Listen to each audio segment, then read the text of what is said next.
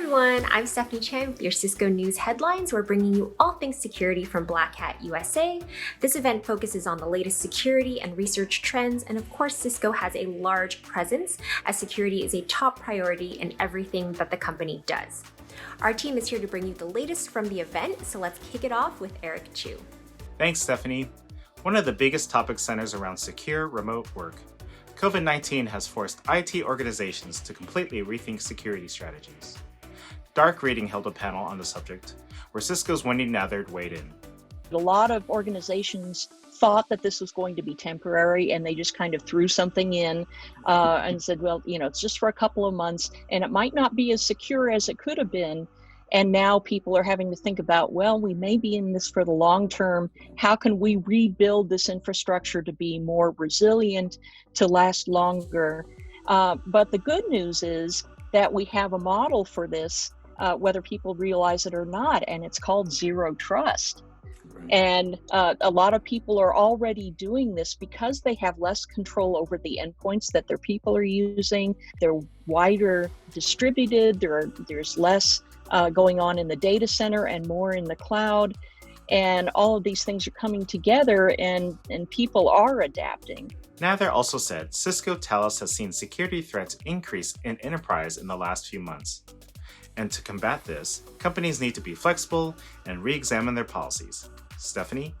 Another topic taking center stage for Cisco is diversity and inclusion in cybersecurity. Kirsten Kiala is here with the details. Thanks, Stephanie. This is really an important topic for Cisco as a whole. At Black Hat, Inclusion and Collaboration leader Trey Boynton talked about the need for diversity in technology and the importance of companies embedding this as a core element. The core takeaway for business leaders who are trying to implement diversity and inclusion into their companies and organizations is to think about it as a core element of your business. Treat it as you would any other element by dedicating resources.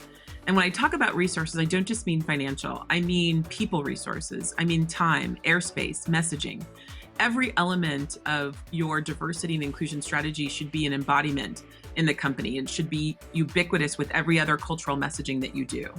So really, it is about making sure that as you talk about your outcomes, that diversity and inclusion is a core element of that.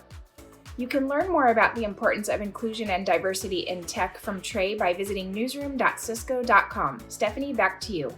Thanks, Kirsten. In the US, the election is right around the corner, so election security is top of mind for everyone. Joey Healy is here with a Cisco Talos investigation into the topic. Joey? Stephanie, for 4 years, Cisco Talos looked into election security issues, starting with outreach to every Secretary of State's office. Here are some of the findings.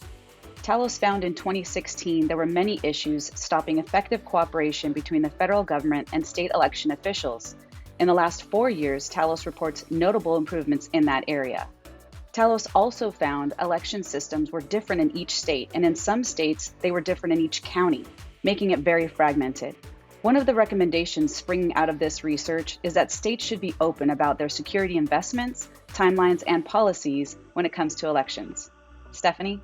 Thanks, Joey. There's a lot more news from Black Hat. Check out newsroom.cisco.com or at Cisco for the latest. We'll be back here tomorrow with another recap, so we will see you then.